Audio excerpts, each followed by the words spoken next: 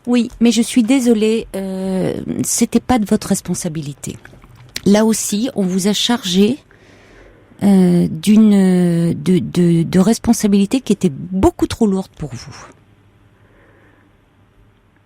On va marquer une petite pause. D'accord. Restez avec nous, hein, surtout D'accord. Myriam, et on accueillera André. D'accord. À tout de suite. Merci. Pour rejoindre Caroline Dublanche, appelez le 39 21, 34 centimes la minute.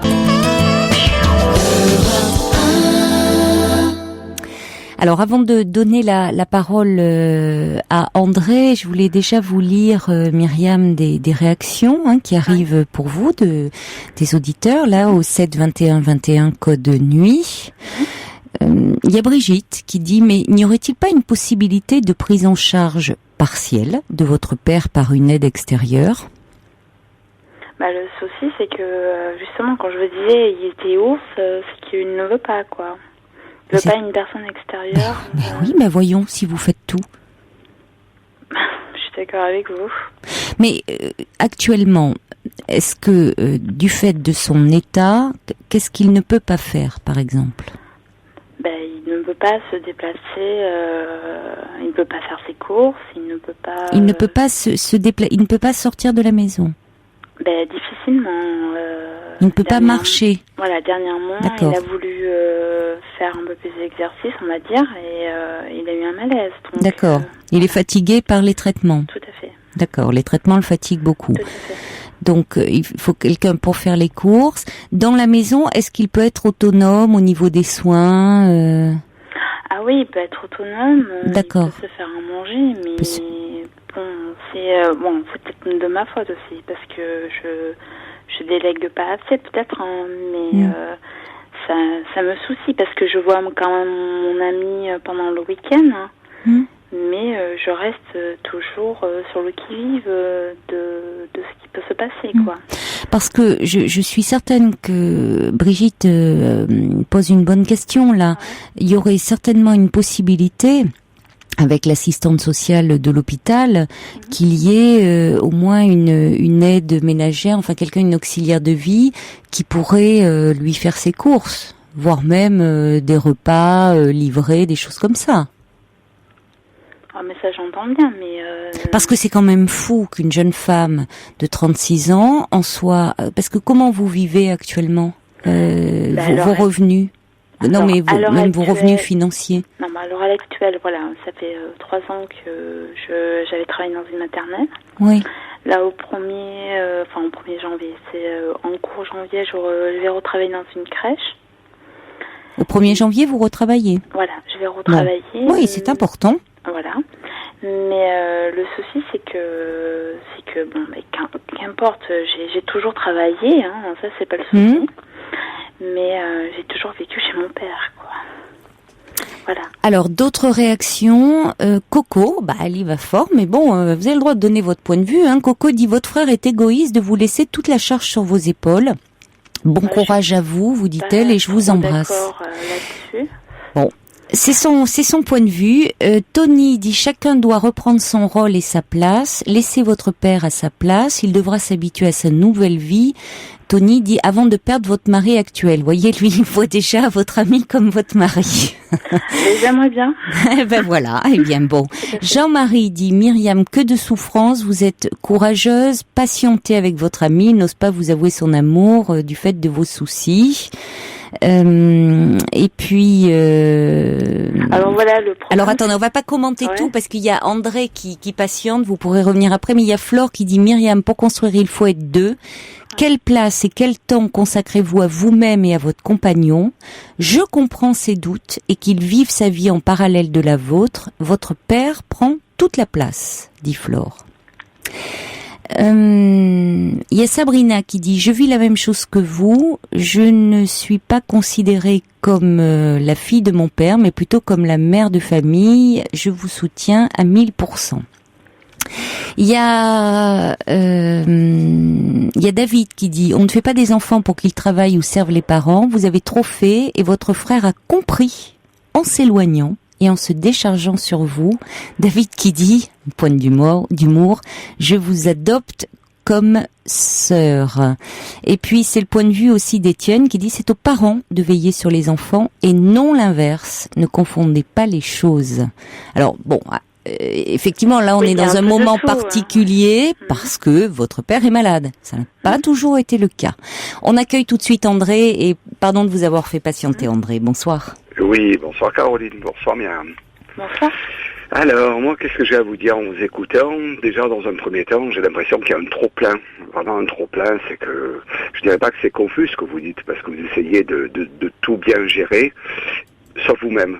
C'est-à-dire que je peux vous poser une question toute simple. Est-ce que vous vous aimez et est-ce que vous aimez la vie que vous avez actuellement? Bon, on va dire que non. Et alors, vous savez, on va faire un petit jeu de mots, mais quand on ne s'aime pas, on ne s'aime plus. On va pas l'écrire de la même façon.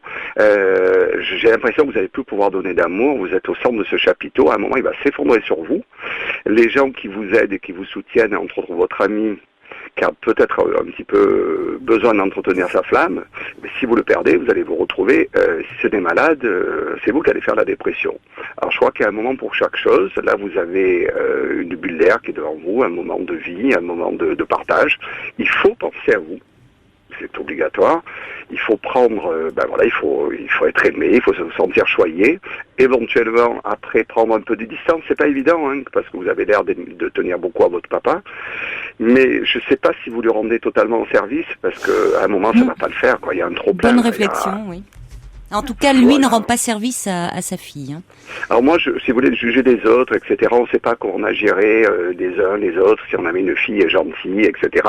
Moi, en fait, j'ai pas envie de m'occuper trop de votre frère, de votre papa pour l'instant. J'ai envie de m'occuper de vous et de vous dire, mademoiselle, réagissez, parce que ça va pas le faire, quoi. Ça va pas pouvoir durer longtemps comme ça. Vous le sentez d'ailleurs si vous avez appelé, et Caroline est toujours de bons conseils, les auditeurs aussi. Il faut prendre, vous savez, choisir c'est renoncer. Hein. À un moment ou à un autre, il va bien falloir choisir parce que voilà. Je veux pas me perdre en mots. À vous de bien réfléchir à ça. En tout cas, de faire un break, ça me paraît vraiment nécessaire. Mais je suis tout à fait d'accord. Pour tout ce que vous dites, c'est vrai. Mais en même temps, c'est pas pour revenir à tout ça. Mais des fois, c'est vrai que je me cache derrière pour aussi, j'ai l'impression comme ça d'exister aussi, quoi. Je ne sais pas. C'est Myriam, vous n'avez pas d'objectif là. Vous savez pas où. Vous savez, quand on a un objectif, on essaie de l'atteindre. Le vôtre, je ne sais pas exactement ce qu'il est, et vous avez du mal à définir. Et voilà. Et donc, il va bien falloir choisir et par là même renoncer. Je vous souhaite une bonne soirée. J'arrive sur mon lieu. Je suis toujours ravi d'intervenir. Merci André. Je sais pas ce que vous faites. Vous m'intriguez, vous. Vous appelez souvent à cette heure-là, toujours sur la route. Vous arrivez sur votre lieu, mais allez, ça ne nous regarde pas. Ah non, pour une fois, non, pour une fois, j'arrive à la maison et non pas dans un hôtel. Quand on est commercial, je n'en demandais pas tant, mon cher. Plutôt que des papiers peints, c'est beaucoup plus agréable. Je vous souhaite une bonne soirée. Je n'en demandais pas tant, mon cher André. Au plaisir, Caroline. Bonsoir. Bonne soirée. Mais prenez des décisions à un moment, autrement vous allez pas tenir le choc. Oui. Bonsoir. Bonsoir André. Merci de votre participation. Alors, il y a Claire qui dit, je m'appelle Claire, j'ai 21 ans et je comprends tout à fait Myriam car je vis la même histoire. Ça fait 7 ans que je supporte une telle situation, mais ça se passe avec mon grand-père depuis le décès de ma grand-mère. Voilà, elle prend en charge son grand-père. Il y a Jean-Marie qui dit bravo André pour vos conseils. Et puis il y a quelqu'un qui dit même problème autrefois, mais avec ma mère, mes 2 sœurs ne faisaient rien. Après tant d'années sacrifiées, j'ai mis les choses au point et ma mère m'a ignorée finalement au bénéfice de mes sœurs. Il y a Feuille d'érable qui dit ne serait-il pas possible d'aller consulter pour vous aider à ôter cette culpabilité qui est en vous? Alors, elle aborde cette notion de culpabilité. C'est pas peut-être. Enfin, les psys ont gravité autour de chez nous, dans le sens où, à la base, quand mon père a commencé à avoir un cancer, on pensait que c'était une déprime une pré-retraite, comme ma mère qui a fait des tentatives de suicide. En gravité autour, c'est vrai que bon, moi j'ai fait je suis allée voir des psychologues qui disaient pour moi tout va bien de toute façon, Ah bon? et que des fois ça peut être que de mes choix, Vos choix de vie. voilà. Donc. Mais vous êtes allé les voir pour quelle raison? Mais je suis allée les voir, mais justement, il y a 10 ans de ça, pour comprendre ma relation de tenir cette vie de famille, et puis en même temps d'être toujours avec la personne avec qui je vis à l'heure actuelle. Et ils vous ont dit que tout allait bien? Tout allait bien, pas vraiment. C'est-à-dire que il y a,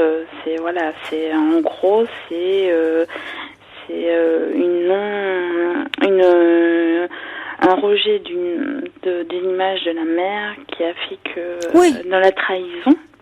Oui, donc vous voyez que ça veut pas dire que, encore une fois, tout dépend ce qu'on entend. On entend ce qu'on veut bien entendre, ma chère Myriam. Hein. Oui. Et bien sûr que quand on dit tout va bien, si on vous détecte. Entre temps, je vais vous interrompre 5 minutes. C'est que à chaque fois, j'ai eu deux avortements. J'ai eu des avortements sur la même personne. Hein. Et Mais vous avez à chaque fois, il m'a dit fais ce que tu veux. Bon. Voilà, et je l'ai vécu toute seule. C'est pas quelque chose que je garde en moi, mais c'est cette façon de réagir dans les difficultés des choses. Faut pas croire que cette personne-là me soutienne. Hein. Oui, non, mais Myriam, vous me parliez tout à l'heure de la photo de votre petite nièce, en disant finalement que vous ressentiez beaucoup de tristesse, en disant pourquoi pas moi. Ouais. Finalement, vous avez eu donc 2 débuts de grossesse que vous avez interrompus. Ouais. Pourquoi ne vous autorisez pas à être mère? Pourquoi n'avez-vous pas gardé l'enfant avec cet homme? Parce que je n'ai pas confiance en lui.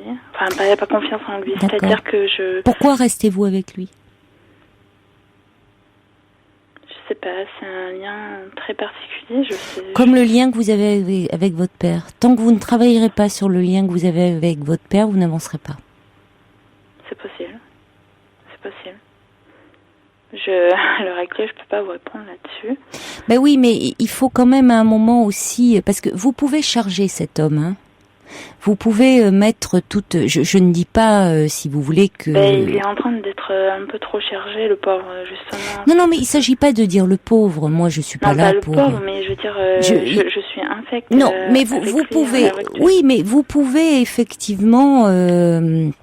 Remettre plein de choses sur son dos, dire qu'il s'engage pas assez, qu'il est immature, bon, et vous avez vos raisons de le faire, hein, certainement. Mais si vous ne réfléchissez pas, si vous ne voulez pas voir un peu ce qui se joue de votre côté, sur le fait que, finalement, vous n'avez jamais quitté la maison familiale, jamais quitté votre père, que vous-même vous dites qu'au fond, partout où vous allez, on vous prend pour un couple, que vous êtes dans une relation encore de petite fille dont le père prend toute la place, finalement la mère étant partie, vous occupez un peu cette place-là. Comment voulez-vous laisser de la place à un homme dans votre vie et pouvoir devenir mère à votre tour? Donc, tant que vous n'aurez pas un peu travaillé en thérapie ces questions-là, vous êtes parti pour longtemps dans cette relation où rien ne bougera. Je vous le dis là pour faire vite, mais c'est là-dessus vraiment qu'il faut travailler, et en thérapie, hein. Parce que sinon, je crains que vous n'avanciez pas, hein. Si vous restez uniquement sur la relation avec votre ami et des failles de son côté, de ce qu'il ne vous apporte pas, vous ne pourrez pas avancer sur un plan personnel. Tout à fait. Voilà. Alors, c'est compliqué, je comprends que ça vous angoisse parce que c'est un changement de cap, hein, c'est ce que dit un auditeur, changer de cap risque d'être difficile mais vraiment libérateur, et qui dit courage pour aller dans le sens de la vie. Parce que là, il y a quelque chose d'un immobilisme très pesant. Oui, tout à fait. Un autre message qui dit à force de vouloir soutenir votre père, c'est vous qui risquez de tout perdre. C'est ça. Voilà, donc il est temps, parce qu'en plus si vous avez un désir de maternité, vous avez 36 ans, je veux dire, bon, c'est très bien, je veux dire, à 36 ans, vous voyez, mais enfin, vous n'avez pas non plus encore des années devant vous. Tout à fait. Vous voyez, donc c'est maintenant, si vous voulez un peu que les choses se débloquent, réfléchir, bon, parce que au fond, sinon vous allez rester vraiment dans un immobilisme un peu mortifère. Hein. D'accord. Non, mais vous avez tout à fait raison. Alors je vous le dis de toute façon un peu, voilà, non, parce que je pense qu'il faut avancer là, pour vous. Voilà. Non, mais ça fait du bien d'entendre que, oui, tout ça, et puis ou le temps d'avoir des amis, dire c'est pas grave, oui, c'est bien d'entendre tout ça. Parce que au fond de moi, c'est ce que je en sais séance, déjà, hein. vous pourrez prendre le temps de voyez, là je vous le dis, je vous livre tout en on a quand même pris le temps d'en parler en même temps, mais en séance vous pourrez développer point par point. Là on a un temps qui est plus limité, on est à la radio, mais oui, je pense que vous le savez, c'est ce qui m'inquiète un peu, c'est que vous le savez et en même temps vous êtes dans quelque chose de très immobile. Donc vous m'avez appelé, vous l'avez dit vous-même, pour avoir un avis parce que vous n'arrivez pas à avancer, parce que alors si vous voulez sortir un peu de cette spirale, c'est vous qui pouvez le faire et personne d'autre, Myriam. Oui, parce qu'avant c'était... Donc à vous de jouer. Oui, parce qu'avant c'était... À vous de vous occuper de vous. Voilà, avant c'était quelque chose de normal, et puis maintenant ça devient un poids. Vous vous rendez compte que oui, il serait temps de vous occuper de votre vie. Je vous remercie. Bonne chance Myriam, au revoir. Bonsoir à vous. Merci beaucoup. Toutes vos confidences à Caroline Dublanche au 39 21. 39 21. 34 centimes la minute. Benabar, infréquentable. Lula dit attention, Myriam reproche à son amie ce qu'elle-même entretient avec son père. Il est important qu'elle demande aide à domicile pour son père et peut-être qu'elle envisage d'habiter seule. En tout cas, qu'elle se fasse aider. Psychologiquement, oui, je pense qu'avant d'envisager d'habiter seule, je pense qu'une aide psychologique me paraît vraiment essentielle. Il y avait une auditrice, c'était Marie, qui disait son père peut éventuellement être admis dans un centre de convalescence à la suite de son hospitalisation. Ça peut être effectivement, vous avez raison, une possibilité, et ça permettrait à Myriam de partir en vacances, dont elle a certainement bien besoin, l'esprit comme ça serein. Bonsoir, bonsoir Christine. Bonsoir. Bonsoir. Bon, moi j'appelais parce que il y a 10 ans, j'ai rencontré un homme de 18 ans plus jeune que moi. Oui. On s'est rencontrés donc en 99 et notre histoire a commencé en 2000. Donc on a vécu ensemble pendant 1 an. Et au bout d'1 an, il a décidé de partir parce que, évidemment, il avait d'autres objectifs que les miens, c'est-à-dire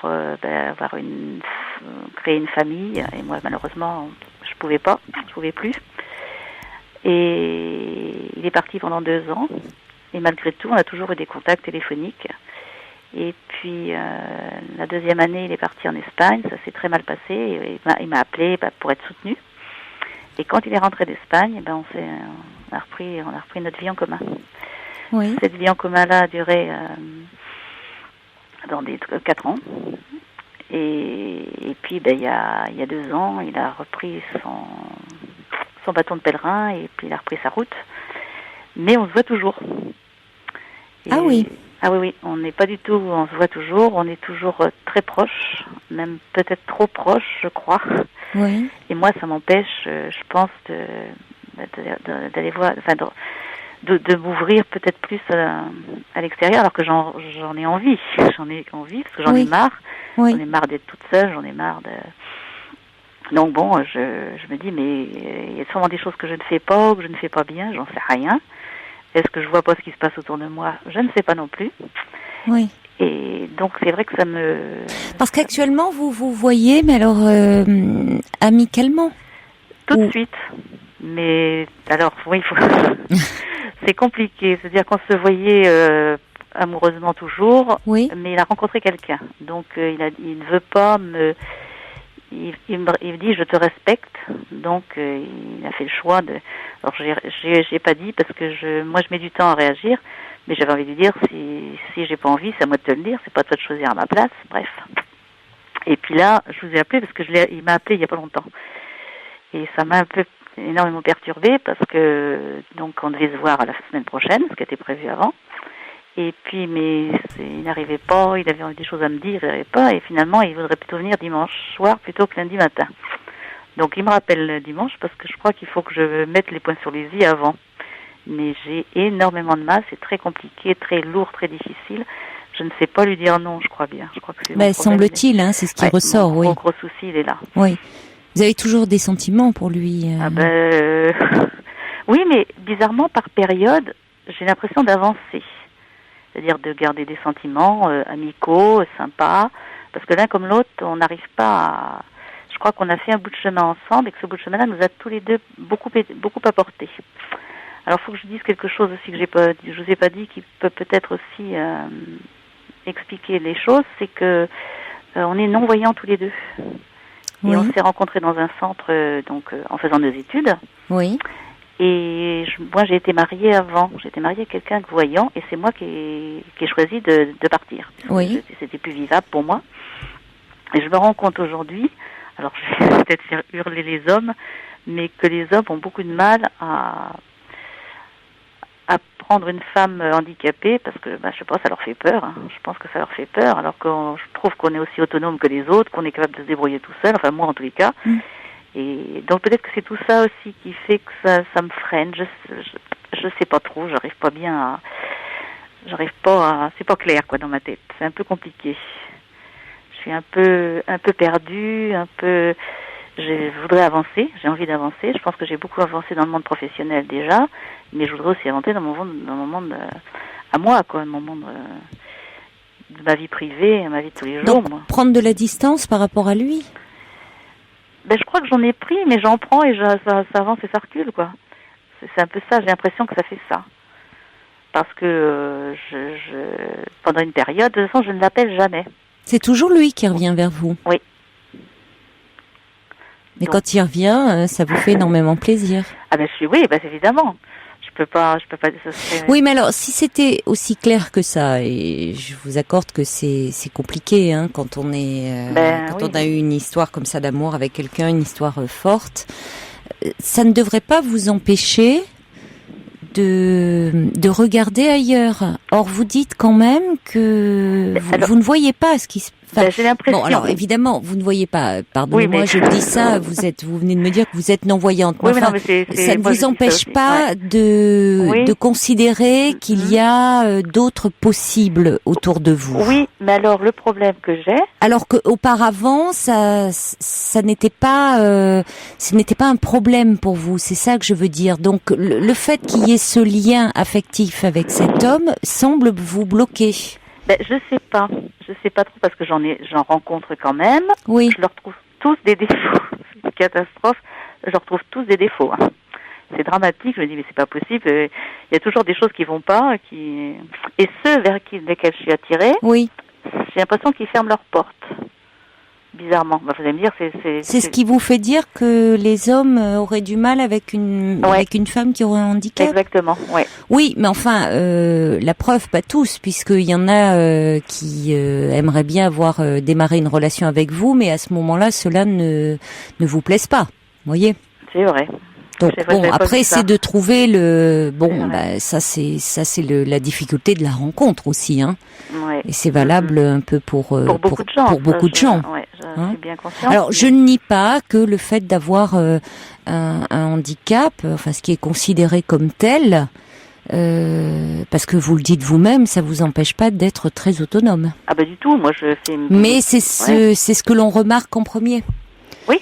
Voilà, c'est ça. Alors qu'après, finalement, s'ils prenaient le temps de vous connaître davantage, eh bien, leur peur s'estomperait. Je pense que c'est pas uniquement masculin pour le coup. Hein. Je pense que c'est assez universel. Je pense que les femmes. Ouais, mais je trouve. Alors moi, je connais mieux le monde du handicap visuel puisque j'ai fait des études dedans. Je travaille dans l'insertion pour ces personnes-là aussi. Et je trouve quand même qu'il y a beaucoup plus d'hommes déficients visuels qui ont des femmes qui n'ont pas de handicap que l'inverse. Ah, d'accord. Ouais. Il y a toujours des exceptions, certes. Hein, oui. On peut pas. Mais dans la majorité. Donc d'accord, c'est plus. ouais, d'accord. Ouais, je trouve que c'est plus. Les hommes déficients visuels donc ont plus de femmes qui n'ont pas de problème. Qui n'ont pas de problème voilà, que l'inverse. Ouais. Donc les femmes ont plus de difficultés à rencontrer un homme. Ouais. D'accord. Ouais, bon, je ne savais pas. Bah écoutez, non, mais je l'apprends. Ouais. ouais. Je vois ça autour de moi, donc bon. C'est vrai que, alors je me dis, est-ce que c'est l'homme a peut-être peur, je sais pas, j'en sais rien, hein, je suis pas à leur place. Mais bon, mais peut-être aussi que, bon, une histoire que j'ai vécue, je crois qu'aujourd'hui, ce que j'aimerais, c'est rencontrer quelqu'un pour que notre histoire, ce soit une histoire amicale. L'histoire de ce que j'ai vécu avant devienne quelque chose d'amical, mais qui est pas d'ambiguïté. D'ambiguïté, voilà, c'est ça, tout à fait. Parce que quand oui, mais alors qu'est-ce qui gêne ça? Qu'est-ce qui bloque? En fait, je pense que ce qui bloque, c'est que quand je suis toute seule, on a besoin aussi d'être entouré, d'être apprécié. Donc, je trouve qu'on craque plus facilement. Bien sûr, bien sûr. Puis lui, s'il se retrouve tout seul, il va être comme moi, il va être content aussi donc on n'en sort plus du coup. Faudrait peut-être éviter de le voir en ce moment. Oui. Ça serait peut-être plus simple. Peut-être, oui. Vous voyez, ça serait plus simple de ne pas le rencontrer quand vous êtes seul. Oui.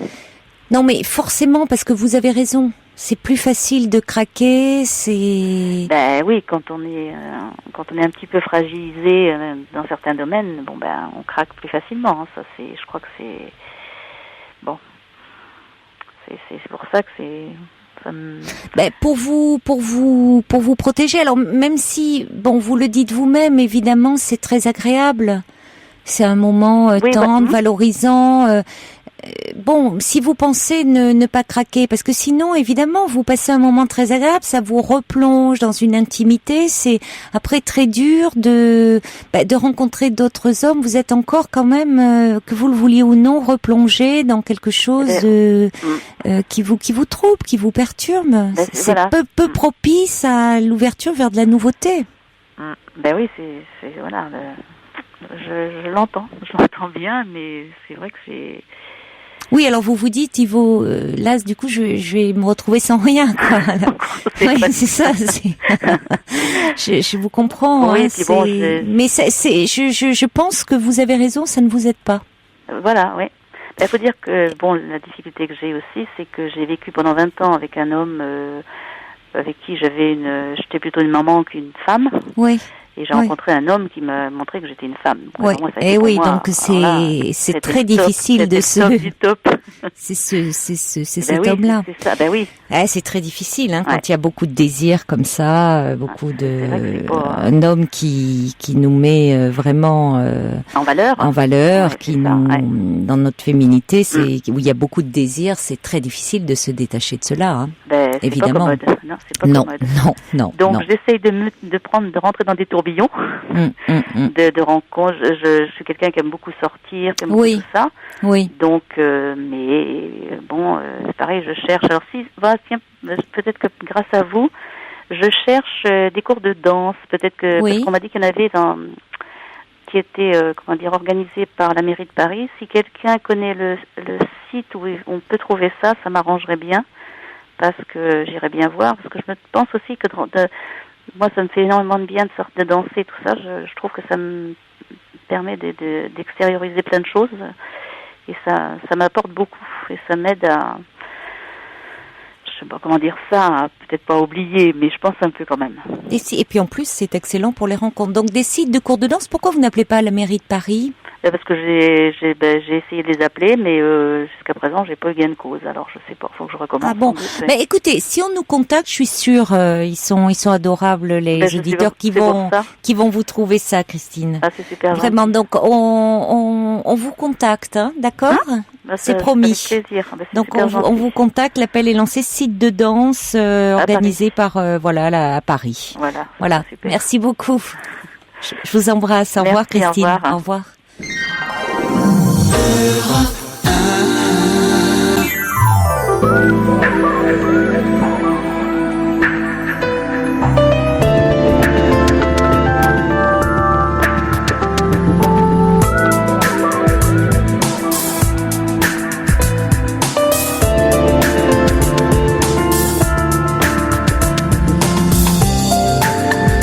C'est une nuit un peu exceptionnelle, vous l'avez noté, j'espère, sur Europe 1, puisque en mai dernier, déjà Europe 1 inaugurait un nouveau rendez-vous avec vous, un livre pour la nuit qui vous proposait de 1h à 5h la lecture d'un livre à succès. Et bien pour son premier rendez-vous de la saison, la station innove en permettant à l'auteur de lire son propre ouvrage, et oui, qui est le plus à même de nous livrer son ressenti que l'auteur lui-même. Eh bien, cette nuit, c'est Patrick Besson qui va se livrer à cet exercice.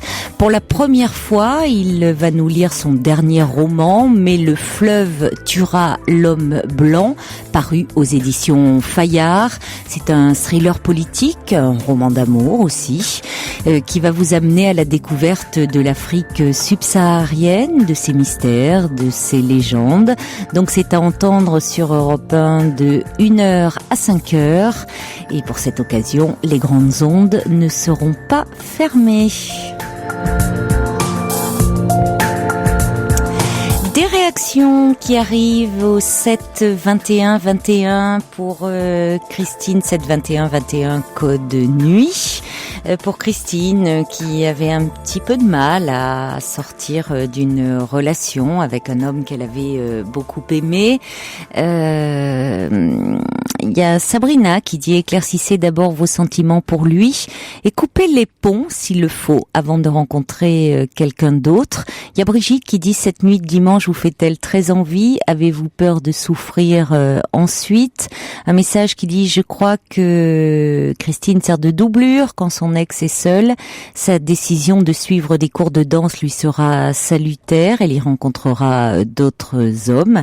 À ce propos, Christine souhaitait avoir des sites comme ça de cours de danse sur Paris. Donc si vous en connaissez, n'hésitez pas à appeler le 39 21, numéro que vous pouvez composer jusqu'à 1h. Inès, elle dit: moi je ne suis pas du tout inquiète pour Christine. Je crois qu'elle sait ce qu'elle doit faire.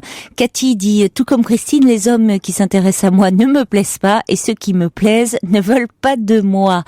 Cathy qui dit: moi-même non-voyante, je vis la même situation que Christine. Les hommes non-voyants rencontrent plus facilement.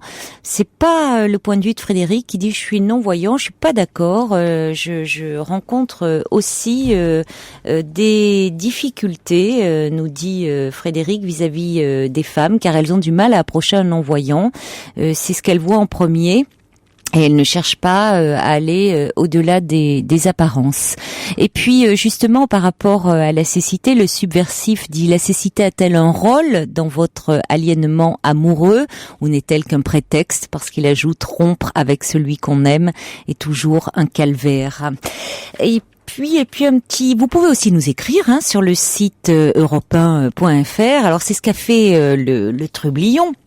Le Trublion qui râle en ce moment, il a raison, parce que il y a un problème avec les podcasts. Alors il me dit: je suis allé vérifier, et ce soir à 22h30, l'émission diffusée dans la nuit du 15 au 16 octobre se termine toujours comme celle de la veille. Le disque semble définitivement rayé. Dommage, car le témoignage de Jacqueline diffusé en fin d'émission était très intéressant. Il faut vraiment que ceux qui s'occupent des podcasts arrêtent de boire vos bouteilles de loupiac planquées dans la cabine, parce que ça fait vraiment des dégâts, et mon chat Moumoun est pas content du tout. Bon, alors écoutez, rien que pour le chat Momoun, on va dire, moi je vais transmettre votre courriel, hein, c'est pas possible, et puis je comprends pourquoi les bouteilles disparaissent. On se posait des questions avec Fifi, on disait bah oui, donc maintenant voilà, grâce à vous, on est sur une piste. Merci mon cher Trublion, et on va vraiment s'occuper de ça. Je vous promets, hein, parce que ça commence à bien faire. Allez, on va accueillir maintenant Yolande. Bonsoir Yolande. Bonsoir Caroline. Bonsoir. Alors, je vous remercie de me prendre à l'antenne et de m'accorder un peu de votre temps. Je vous en prie, je suis là pour ça. D'accord. Alors, je ne sais pas ce que votre assistant vous a expliqué, au fait. Donc... Alors, que vous étiez une jeune femme étudiante, vous avez 20 ans. Oui. Et que vous vous posez beaucoup de questions. Oui. Sur vos relations avec les garçons. Oui. Parce que dès que vous vous sentez lié, vous éprouvez le besoin de partir. Oui. Voilà, c'est assez, c'est une des facettes de mon problème. C'est que voilà, que ce soit en amitié ou en amour, dès que je sens que la personne en face de moi tient à moi, je suis dans une sorte de panique. Je ressens le besoin d'être agressive, au fait, pour pousser la personne à fuir.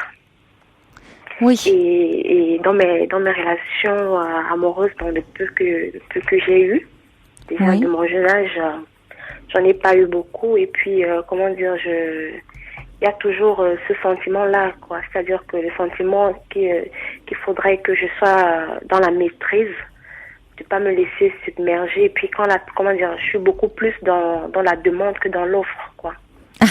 Oui. Oui. Moi, je me dis toujours à moi que j'ai pas grand chose à offrir, parce que voilà, oui. c'est comme un barrage en moi qui m'empêche de sortir et d'exprimer vraiment ce que je ressens, bien que je tombe amoureuse souvent, mais il y a toujours cette partie-là de moi qui me pousse à tout faire foirer, quoi, à poser un acte qui va causer une dispute. Et puis souvent mes copines, mes amis me disent que peut-être j'ai un problème émotionnel. Donc on me dit essaye de voir une psychologue. Bon, c'est une proposition qui me plaît pas beaucoup, parce que voilà, j'ai du mal un peu à voir où est mon problème. Donc, comme j'écoute votre émission régulièrement, et oui. je vous trouve d'ailleurs très très fantastique, donc je me suis dit ce soir, alors pourquoi ne pas soumettre mon problème, peut-être parce que ça commence. Mais je suis psychologue, hein, pourtant. Alors c'est vrai qu'à la radio, on fait pas de consultation à l'antenne, mais voyez, vous dites le fait d'aller consulter ce que vous suggèrent vos amis ne vous plaît pas tellement, et pourtant vous m'appelez. Pourtant, je vous appelle, oui, c'est bizarre, mais comment dire... C'est pas la même démarche, hein, en même temps. Voilà, mais c'est pour essayer de comprendre, voilà, malgré parce que tout. je veux comprendre, parce que c'est pas évident pour moi, ça veut déjà essayer de cibler le problème, Pourquoi ça vous fait peur d'aller éventuellement en parler à un psychologue? C'est pas tant le fait que ça me fasse Ça ne vous plaît pas, je reprends votre expression. Oui, mais comment dire, au fait, je sais pas ce qu'il va trouver, au fait, quoi, parce que je sais que quand on va voir un psychologue, il y a cette activité-là de creuser un peu, et puis je sais pas si je suis capable d'aller creuser, je sais pas si vous voyez. C'est vous qui allez trouver, c'est pas lui. Voilà, et puis bon, des fois je me dis que j'ai pas toutes les réponses. Déjà, si je fais appel à vous, c'est que voilà, j'ai pas les réponses à mes propres questions. Vous pensez alors, ne pas les avoir? Oui. Mais il vous aidera à les trouver.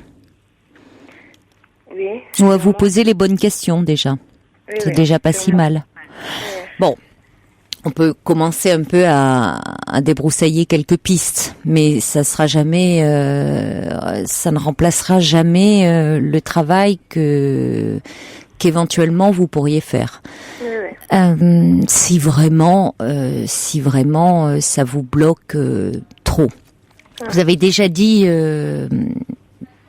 pas mal de choses significatives, hein. C'est-à-dire vous avez dit que vous étiez dans la maîtrise. Oui.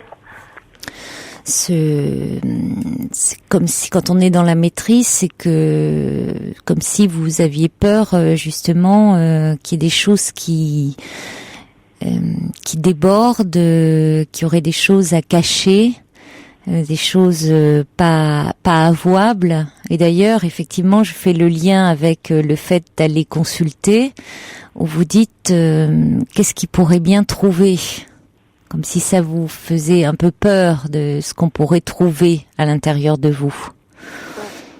Hein, comme si, bon, je vous rassure, Yolande, vous n'êtes pas la seule. C'est même une peur qui est assez universellement partagée.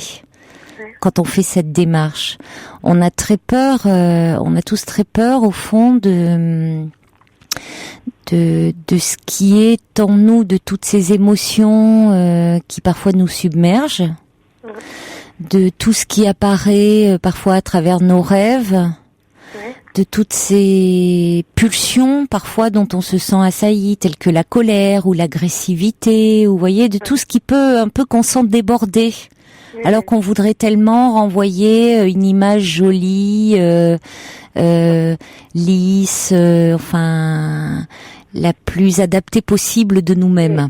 Oui, de personnes assez fiables, quoi. Parce qu'au fait, voilà. C'est le reproche qui m'est souvent fait, c'est-à-dire que autant on peut dire de moi que je suis gentille, mais comment dire, on a souvent peur de mes, comment dire, on me dit souvent que je suis lunatique, c'est-à-dire que je suis jamais la même.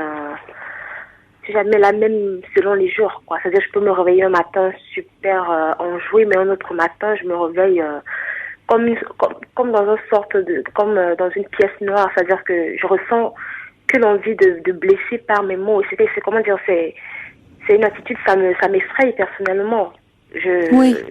Voilà, c'est comment dire, c'est des fois je me demande si je suis moi-même. Voilà, pour faire... Votre agressivité, l'agressivité vous effraie. L'agressivité que vous ressentez. Oui, parce que, comment dire, ça me ressemble pas, parce que je me reconnais pas dans ça. Surtout dans ce qui est des relations amoureuses, quoi. Je me reconnais vraiment pas dans ça, le besoin de toujours blesser avec mes paroles.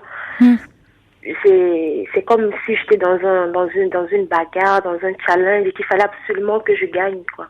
Vous vous en voulez? M'en vouloir, peut-être, je sais pas.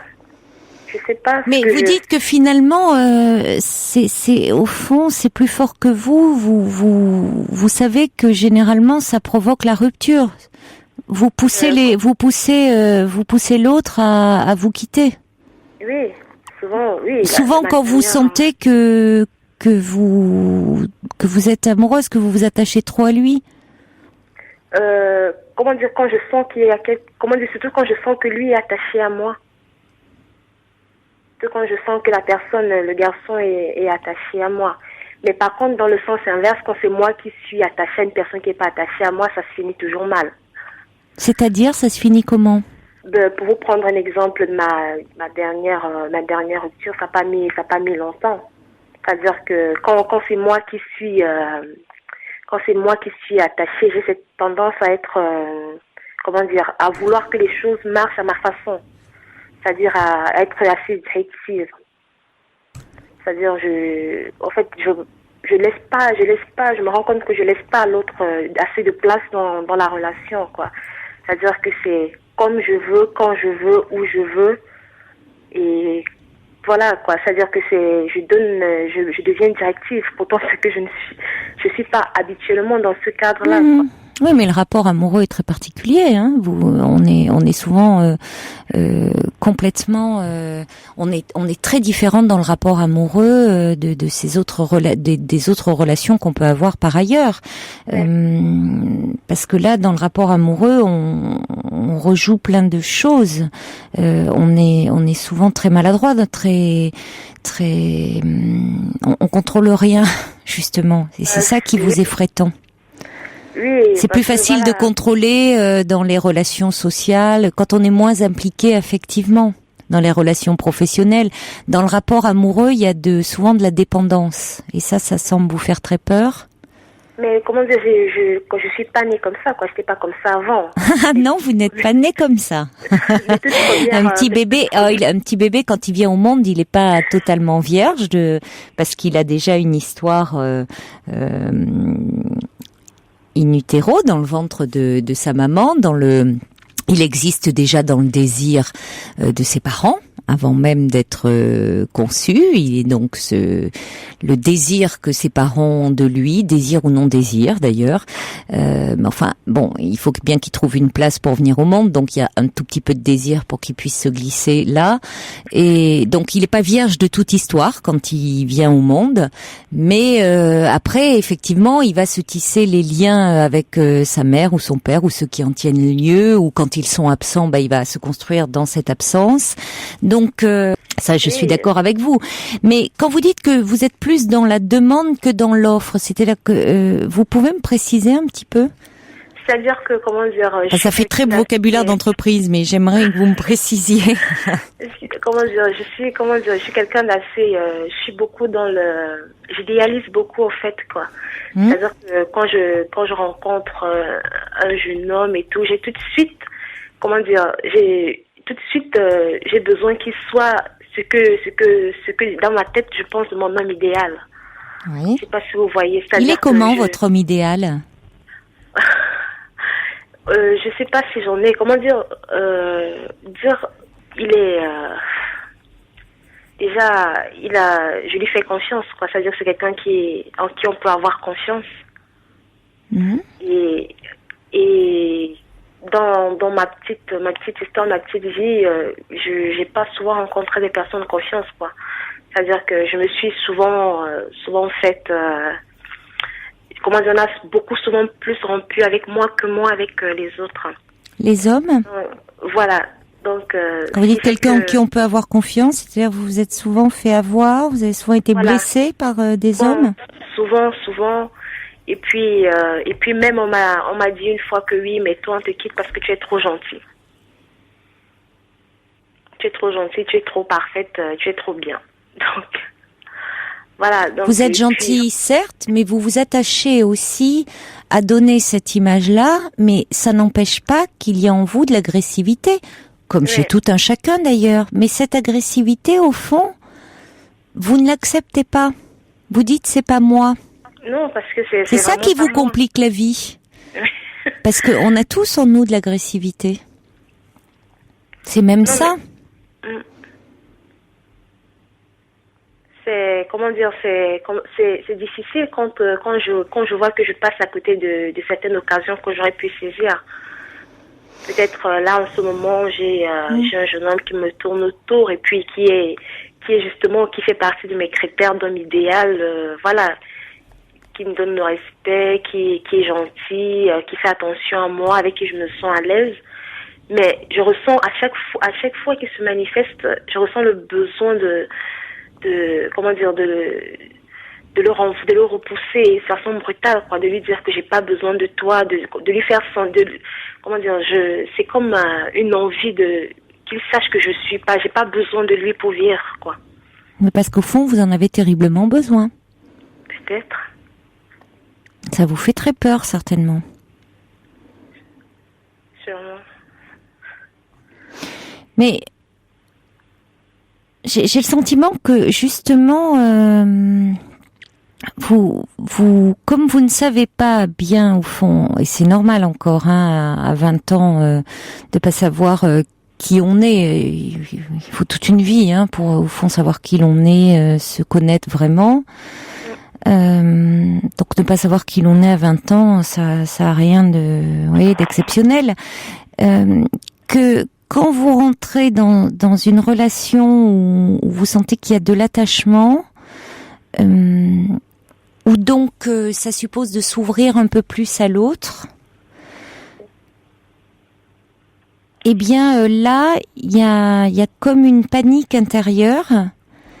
Parce que vous dites, c'est un peu comme si vous avez le sentiment que vous n'avez rien à offrir.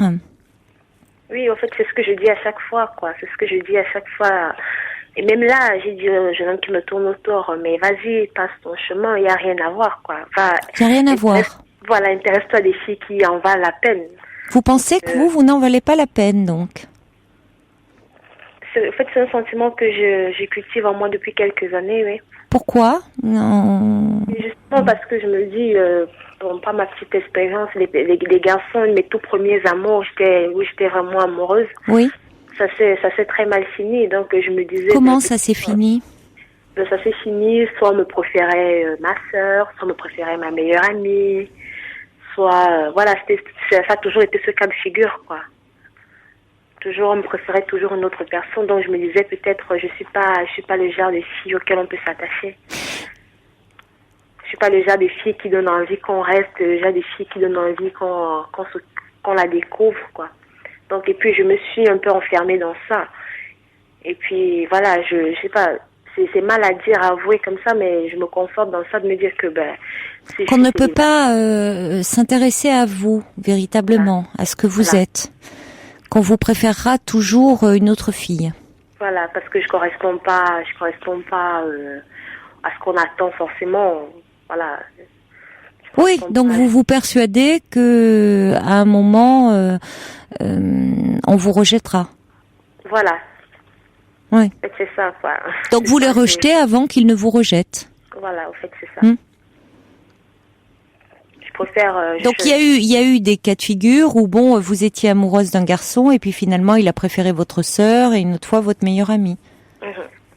Ça peut arriver, ça, hein. Ça fait mal, ça fait souffrir, mais ça veut pas dire que tous les garçons vont vous préférer toujours votre sœur ou votre meilleure amie. Mais votre sœur, elle est plus âgée que vous? Oui. De beaucoup? 2 ans. 2 ans.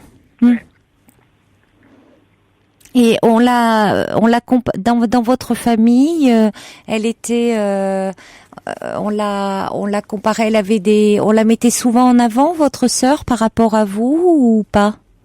Non, pas du tout. Non, pas plus. Non. On la valorisait pas plus que vous. Non, ce serait plutôt le contraire, oui. Ce serait plutôt le contraire. Plutôt le contraire. Et vous, aujourd'hui, par rapport à votre sœur, vous vous trouvez comment? Par rapport à ma sœur... Physiquement, intellectuellement? Elle a toujours été la plus jolie. Pourquoi dites-vous ça? Parce que vous dites ça comme une évidence. Parce que, ça a toujours été elle, quoi. C'est elle quand on était toute petite, c'est elle qui a attiré elle attirait tous les regards, elle était toujours celle qu'on aimait bien, même quand on allait au collège, j'étais toujours la petite sœur d'eux, et non pas moi, quoi. C'est-à-dire que j'ai toujours été celle qui la suivait. C'est fréquent ça, Yolande, quand on a un frère aîné ou une sœur aînée avant soi, comme ça de peu en plus, on vous rappelle toujours que vous êtes la petite sœur d'eux. Voilà, pas forcément par rapport à un physique. Mais c'est difficile d'exister en propre. Mais dans votre famille, on disait toujours que on mettait en avant son physique aussi, parce que vous le présentez comme une évidence. Ça a toujours été elle la plus jolie. C'est-à-dire que c'est-à-dire que chez vous, on mettait en avant d'autres qualités. Chez votre sœur, c'était son apparence? Non. Chez ma sœur, on a mis, c'est quelqu'un d'assez fort de caractère. Oui. Donc, c'est ça, elle est forte de caractère, elle se fait ressentir, quoi. Quand elle est là, on sait qu'elle est là, elle est imposante. Que moi, j'ai toujours été justement celle qui était beaucoup plus dans l'ombre. Beaucoup plus celle qui était dans les rêves, quoi. Parce que voilà, c'est un peu moi, ça, aller dans les rêves et imaginer une vie, où voilà, je m'affirme, où je suis une autre personne que celle que je suis. Donc, ça a toujours été ça. D'accord. Dans vos rêves, vous êtes une autre personne plus affirmée. Oui. Vous aimeriez être plus affirmée. Oui, avoir beaucoup plus confiance en moi, oui. C'est possible, hein, ça. Oui, j'y travaille, mais bon. Comment vous y travaillez? Déjà, j'essaye de me pousser, quoi. J'essaye de me donner la pression, c'est-à-dire que de toujours me dépasser, de pas rester sur mes acquis. D'emblée, quand j'ai peut-être une situation qui se présente devant moi, la première pensée c'est je vais pas y arriver. Mais justement, moi je fais ce travail derrière de me dire non, il y a pas de raison que tu n'y arrives pas. Il n'y a pas de raison que les autres y arrivent et pas toi, donc je me surpasse, je me donne les moyens d'y arriver.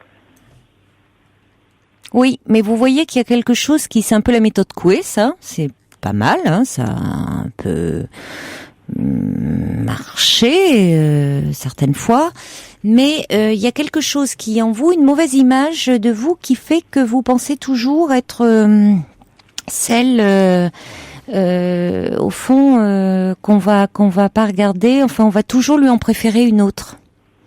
Quand vous dites au garçon passe ton chemin, il y en a d'autres qui sont bien mieux que moi j'ai rien à donner. Donc il y a un peu, c'est-à-dire que par rapport à, vous dites votre sœur elle est imposante, vous dites de votre sœur qu'elle est imposante, je sais pas ce qu'elle est dans la réalité, vous la voyez comme ça, et de toute façon c'est souvent le cas pour l'aîné. Elle a toujours pris soin de moi, quoi. C'est-à-dire que toute petite, j'ai eu un accident qui m'a paralysé la jambe. Ouais. Donc, et puis voilà, dans les écoles, les enfants sont un peu moqueurs et tout ça. Moi, ça a été beaucoup plus ça. Oui. Donc, mais elle, c'est celle qui me défendait. Mais donc, oui, mais de toute façon, c'est toujours comme ça. Quand il y a l'aîné, 2 ans de plus, c'est pas grand-chose quand on est adulte. Mais quand on est petit, l'aîné, même de 2 ans, il sait faire beaucoup plus de choses que l'enfant qui en a 2 ans de moins. Hein. Donc, elle était protectrice et tout ça, mais c'est un peu étouffant pour vous. Et vous avez forcément, vous aviez du mal, vous, à vous affirmer. Vous, comme vous dites, vous étiez dans l'ombre. Et dans vos rêves seulement, vous vous affirmiez. Il y a quelque chose encore qui reste de ça, un peu de l'enfance. Et il y a une part de vous qui est cette agressivité, qui vous fait peur, qui en fait serait un peu à développer. Parce que l'agressivité, c'est pas forcément négatif. Il s'agit pas de prendre les autres comme des punching balls, hein, mais de vous affirmer dans vos relations et de parfois dire quand ça ne va pas et de manifester votre mécontentement et de bon. Alors de sortir un peu de l'image de la gentille Yolande, voilà. Et ça, vous pouvez travailler là-dessus. À partir du moment où vous aurez davantage conscience de votre valeur. Alors, ça va se faire certainement au fil du temps. Mais est-ce qu'avec vos amis, vous prenez plus d'assurance en vous? Avec mes amis, je prends de l'assurance dans le sens où, comment dire, je suis la clown. J'aime faire rire. Donc, dans ça, je suis... D'accord. Voilà. Mais est-ce que vous faites rire de vous-même? Est-ce que les autres rient de vous? Enfin, est-ce que vous prenez, est-ce que vous pratiquez beaucoup l'autodérision? Oui. Ouais, mais attention à ça. Parce que bon, c'est pas mal, mais jusqu'à un certain point. Parce que ça peut aussi contribuer ça vous aide pas forcément à prendre confiance en vous. Vous voyez, il faut presque en rajouter sur vos failles. Alors c'est ce que font les comiques souvent, mais après ils en font un métier. Bon. Dans la vie, vous voyez, ne faites pas rire que de vos failles non plus. Bon, c'est quelques pistes, hein, Yolande. Moi, je pense, vous êtes jeune, donc je veux dire, tout ça, ça va évoluer. Il y a des tas de choses qui vont vous aider à prendre confiance en vous. Si c'est difficile, il y a une question un peu de rivalité comme ça avec votre sœur. C'est difficile de grandir à l'ombre d'une sœur comme ça imposante et de s'affirmer. Donc bon, il y a un jour, on peut penser qu'un garçon, vous vous sentirez, vous le laisserez s'approcher un petit peu plus de vous en ayant moins peur. Et puis si c'était pas le cas, si vous sentiez que vous restiez un peu toujours comme ça dans cette situation où vous ayez du mal à avancer, peut-être que vous pourriez en parler. Peut-être déjà réfléchissez un peu à ce qu'on s'est dit. Okay. Puis ça vous aidera un peu à avancer. D'accord ? D'accord. Il y a Annie qui dit, il faut en faire quelque chose de cette agressivité que vous avez en vous et prendre de l'assurance, vous êtes tellement jeune. Oui, j'essaierai. Au revoir Yolande, merci en tout cas de votre confiance. Merci. Au revoir. Au revoir. Pour rejoindre Caroline Dublanche, appelez le 39 21, 34 centimes la minute. Wonderful Life. Et on accueille maintenant Paula. Bonsoir Paula. Bonsoir, j'éteins ma radio. Oui, s'il vous plaît. Bonsoir Caroline. Bonsoir. Comment dire, là comme il n'y a pas beaucoup de temps pour parler en fait. Tout d'abord. Si, quand même. Si. Comment ? Si. Oui, et s'il n'y a pas le temps, vous pouvez me rappeler demain ? Ah non, attendez, on commence pas comme ça, Paula. Ouais, mais je suis un peu, On a du temps là. Ouais, d'accord. Donc en fait, je sais pas trop par quoi commencer. Bon, déjà, en fait, ça fait pas mal de temps que j'écoute vos émissions toujours, oui. Et je voulais vous dire que vous êtes vraiment, vous êtes formidable, quoi. Vous êtes très très forte. Merci, mais autant, si vous avez peur de ne pas pouvoir dire ce que vous avez à dire, commençons peut-être, entrons dans le vif du sujet. Je vais résumer. Depuis le mois de juin, il se passe trop de choses dans ma vie. Moi, je crois en Dieu et je sais pas qu'est-ce qui se passe. Là, en fait, je vais commencer plutôt par mon chat qui a 19 ans. C'est une femelle. Ça fait une semaine, elle allait très bien jusqu'à maintenant. Et tout d'un coup, j'ai appris qu'elle avait une insuffisance rénale et qu'elle allait mourir. Donc je ne sais pas si je dois la laisser mourir chez moi ou la faire mourir, la piquer, et tout ça. Et vous avez vu le vétérinaire ? Ouais, j'ai vu, oui. Ils m'ont dit qu'elle avait plus beaucoup de temps à vivre et qu'elle était en souffrance et elle mange plus du tout. Elle souffre ? Moi, j'ai pas l'impression qu'elle souffre. Oui, mais l'insuffisance rénale peut entraîner un problème de souffrance. Elle est déshydratée, là ? Oui, il l'hydrate sous-cutané tous les jours. Là, oh là, oui. Donc, je sais pas... je sais que c'est qu'un chat, mais... Ah non, c'est pas... J'aurais l'impression de la tuer, quoi, si je le... Je ne réagirais surtout pas comme ça en disant c'est qu'un chat. Ouais, vous entendez la miaule, oui, non, mais c'est surtout qu'elle souffre. Qu'est-ce que je dois faire ? Je sais pas quoi faire. On a beau me dire, tous les avis autour de moi sont partagés, je sais pas quoi non, c'est une décision très difficile parce que je comprends votre position. C'est très difficile d'avoir à décider pour un animal que l'on aime. Effectivement, tout d'un coup, c'est comme si on avait pouvoir de vie et de mort, quoi, sur cet animal qui, lui, évidemment, ne peut rien dire. Donc, c'est une décision très très dure, très difficile. Quand elle miaule, je sais pas qu'est-ce qu'elle réclame, qu'est-ce qu'elle veut dire par ses miaulements, je sais pas. Parce qu'elle doit pas être très bien, à mon avis. Non, elle est pas bien. Si le vétérinaire vous dit ça et s'il vous propose quand même de la faire euthanasier, et si elle a ce problème-là et que malheureusement c'est qu'elle, à mon avis, je suis pas vétérinaire. Je ne veux pas avoir de regrets après et me dire j'ai tué mon chat ou quoi. Ouais. Mais vous ne le tuez pas. C'est de toute façon, c'est qu'elle est arrivée au bout de sa vie et vous mettez fin à des souffrances. Moi, j'étais tellement fière qu'elle ait 19 ans et tout. Oui, mais ça, je comprends. C'est-à-dire, c'est qu'elle a vécu une très belle vie. Ouais. Mais vous l'avez eue depuis bébé ? Oui, je l'ai eue, elle avait 3 mois, j'avais 18 ans. Quand je l'ai eue, on me l'a offert, c'était mon copain qui me l'avait offert. Oui. Mais oui, c'est pas attendez, c'est pas dire vous la tuez, c'est vous lui permettez finalement de ne pas la laisser si le vétérinaire vous dit que ça occasionne des souffrances, de ne pas les laisser souffrir peut-être encore des jours comme ça. C'est différent. Mais dans la vie, je me dis que dans la vie, moi j'ai beaucoup souffert aussi, je me suis pas donné la mort pour autant, et dans la vie il y a la souffrance, ça fait partie de la vie.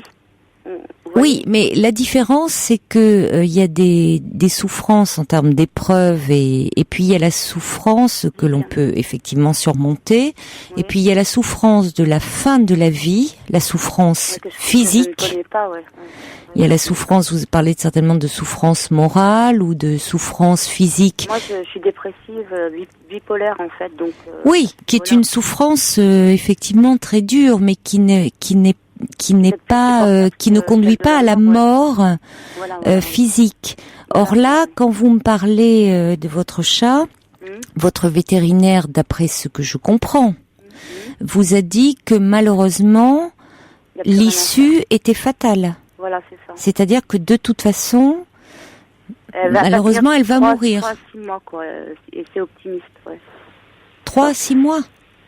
Ouais, qu'elle qu'elle peut mourir dans 3 à 6 mois, ils savent pas, ils n'ont aucune idée, quoi. 3 à 6 mois, c'est beaucoup. Bah oui. Mais, parce que... Moi, j'ai dit 1 an, elle m'a dit, je suis pessimiste, 1 an, c'est optimiste. Moi, elle a dit, et puis elle m'a répondu 3, 6 mois, ça peut être, je sais pas, moi, ça peut être demain, dans une semaine, voilà, on sait pas, quoi. Est-ce que vous avez pris l'avis d'un autre vétérinaire? Bah oui, j'ai appelé même l'association de Brigitte Fonda, la celle qui m'a répondu. Brigitte Bardot? Pardon, oui, excusez-moi. Brigitte Bardot, celle que j'ai eu au téléphone, elle m'a dit qu'elle avait un rat qu'elle avait mis quand il est décédé, quand il est mort, elle l'a mis au congélateur dans un sac.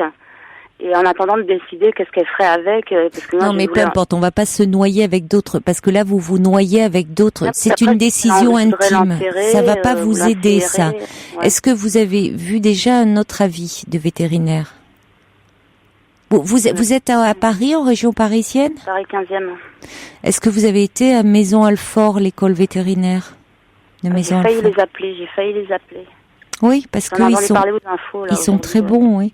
Ouais, j'ai vu qu'ils étaient très bons, ouais. Je vais peut-être les appeler demain, alors. Vous pouvez aller les voir à l'école vétérinaire de Maison-Alfort, demander un autre avis, parce qu'ils sont très à la pointe, hein. Sinon, vous, qu'est-ce que vous en pensez, sinon? Je ne suis pas vétérinaire, moi, hein, donc je peux pas vous répondre. Je peux vous répondre que sur le fait de, quand vous dites, euthanasier, c'est la tuer, non, vous savez, beaucoup d'humains, si on pouvait c'est pratiqué, hein, dans les hôpitaux, ça se dit pas, mais enfin c'est pratiqué. Si on peut abréger des souffrances, qu'est-ce que laisser agoniser comme ça. Ouais, bon, alors en même temps, je suis perplexe sur le fait qu'on vous dise qu'il y en a encore pour 3 à 6 mois. Vous voyez, donc c'est pas un animal qui est... Ça peut être 3 à 6 mois, ouais, mais là... Parce que l'insuffisance rénale, en général, c'est plus rapide, donc je suis un peu surprise. Là, ouais, mais ouais. Ben là, ils ont dit qu'elle avait un taux très élevé au niveau de... c'est pour ça que je suis surprise, parce que quand le taux d'urée, s'il y a un problème d'insuffisance rénale, il y a un taux d'urée très élevé, et en général, c'est assez rapide, hein. Je sais pas, j'ai peut-être mal compris. Puis en plus, depuis le mois de juin, il s'est passé il y a eu que des décès. J'étais fan de Michael Jackson depuis 25 ans, elle est décédée le 25 juin. Je me suis séparée le 17 juin du père de ma fille, que ça faisait 10 ans que j'étais avec. Mon père, il se suicide le 17 août par pendaison pendant les vacances au Portugal. Voilà, je sais pas comment elle va finir en l'année 2009, quoi. Puis en même temps, j'étais en dépression quand il s'est pendu. Et évidemment, ça a été, j'ai pas le temps de vous raconter, mais ça a été une grande souffrance pour moi, parce que c'était la personne la plus proche de moi et tout. Et dans sa lettre qu'il a laissée, il m'a demandé pardon, et c'est qu'à moi seulement, de toute la famille, en fait. Et c'est bizarre, parce que j'étais en dépression depuis le début de l'année, et puis le jour où il est mort, ma dépression, elle s'est envolée. J'ai passé en hyperactivité. Bon, je souffrais j'étais en deuil et tout ça, quoi, mais j'étais en souffrance, mais... Et mon psychiatre, il m'a dit que c'était classique, c'était dû au choc. Et depuis, j'ai pas... Vous êtes suivi, vous avez... Vous pouvez en parler avec votre psychiatre? Oui, mais il y a... Oui. Bon, parce qu'on voit bien que c'est pour ça, c'est déjà quelque chose de très compliqué, mais en plus, ça vous renvoie évidemment à des situations très compliquées, et ça fait que vous n'arrivez plus à prendre la décision là. Bon, je vais vous lire quelques réactions. Il y a un vétérinaire qui nous envoie un petit message au 7 21 21 qui dit: je suis vétérinaire. L'euthanasie est un acte de soulagement. Joël qui dit: et pour le chat, l'essentiel c'est que vous lui avez apporté tout votre amour durant sa vie. Sergio qui dit: moi qui aime beaucoup les chats, elle a été heureuse avec vous, vous ne la tuez pas, vous abrégez sa souffrance, c'est un acte d'amour. Cathy qui dit: si elle souffre, il faut la piquer pour son bien, je l'ai fait pour mon chien guide. Annie qui dit: vous devez ne pas la laisser souffrir, elle a 19 ans, courage et soyez assurés de tout mon soutien. Ninon qui dit, écoutez la vétérinaire, elle a l'expérience, un câlin à Minette et courage à vous. Coco qui dit, je comprends vos douleurs, mais pensez à sa douleur, faites-le pour elle. Voilà. Bon, je crois, vous pouvez, si ça peut vous faire du bien, appeler, je vous dis, Maison Alfort, demain, l'école vétérinaire, prendre un autre avis. Parce que je pense que vous n'avez pas très bien entendu. Enfin, il se peut, hein, mais je vous dis en général, le problème d'insuffisance rénale, si en plus elle doit être la réhydratée avec un taux d'urée très élevé. Ça revient super cher parce qu'ils m'ont proposé. Maison Alfort, c'est moins élevé, hein, les consultations. On m'avait proposé de l'hospitaliser pendant 3 jours à 39 Oui, c'est très cher, malheureusement. C'est très cher. Perfusion intraveineuse, quoi. Et là, c'est sous-cutané, c'est juste 13 €. Oui. Ouais. J'ai pas trop les moyens non plus, il y a ma mère qui m'aide. Après, c'est important, si vraiment on prend Maison Alfort vous confirme qu'elle est arrivée au bout de sa vie et que elle va partir dans des souffrances difficiles, il vaut mieux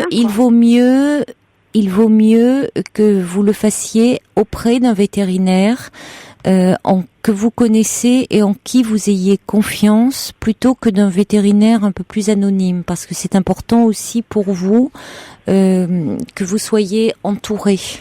Vous voyez, que vous vous sentiez bien. Quand elle avait 17 ans, déjà, ils ont dit qu'elle avait sûrement une tumeur au cerveau parce qu'elle avait eu un malaise. On revient pas à ces 17 ans, Paula. On se concentre là sur ce qui se passe là. Ils ont dit qu'elle allait mourir, elle était pas morte, quoi. Alors justement, vous n'êtes pas en confiance. Prenez rendez-vous avec Maison Alfort, l'école vétérinaire. Là, vous aurez un diagnostic vraiment, puisque c'est là où on forme, les vétérinaires. On pense à vous et à elle, vraiment. Essayez de rester avec elle. Elle sent votre présence là, c'est important. Oui, donc c'est important que vous restiez près d'elle, mais ne laissez pas quand même cette situation trop durer. C'est difficile. Pensez à elle aussi. Je vous embrasse, Paula, et faites-lui une belle caresse. Au revoir. Caroline Dublanche sur Europe 1. Voilà, on arrive à la fin de cette émission. On se retrouve demain, bien évidemment, dès 23h. Je vous souhaite une très belle nuit à l'écoute d'Europe 1, puisque juste après les infos de 1h et jusqu'à 5h du matin, l'auteur Patrick Besson lira lui-même son dernier ouvrage intitulé « Mais le fleuve tuera l'homme blanc ». Et pour ce, les grandes ondes vont rester ouvertes toute la nuit.